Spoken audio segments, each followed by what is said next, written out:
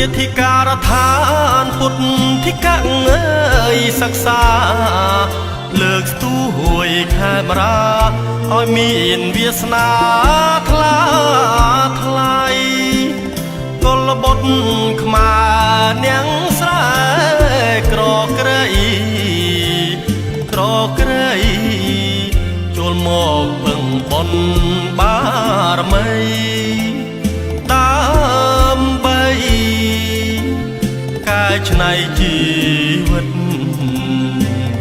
បួងរៀនសិក្សាការហាត់លុតដំវិន័យ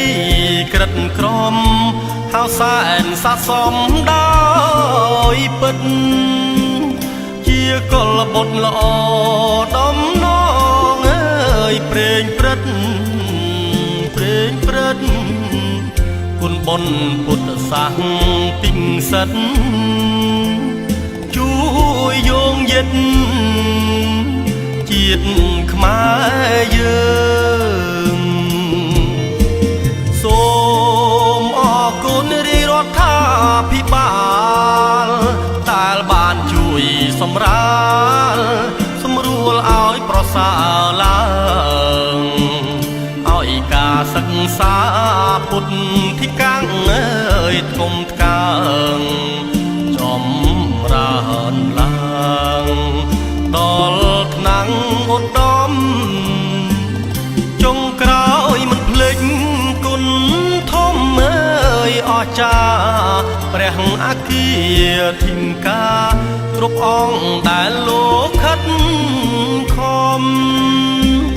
ដឹកនាំគ្រប់គ្រងនឹងជួ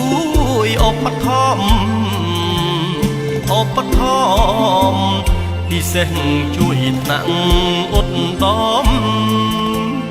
យើងខ្ញុំប្រណម្យនឹកគុណ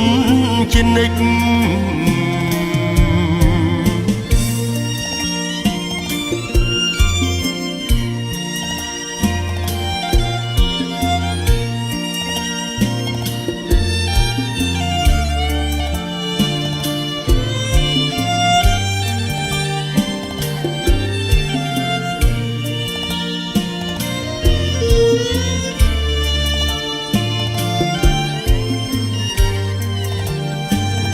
ចុងក្រោយមិនភ្លេចគុណធំអើយអស្ចារ្យព្រះអគ្គធិការគ្រប់អង្គដែលលោកខិតខំដឹកនាំគ្រប់គ្រងនឹងជួយឧបត្ថម្ភឧបត្ថម្ភពិសេសជួយថ្នាក់ឧត្តមយើងខ្ញុំប្រណម្យនឹកគុណជានិច្ច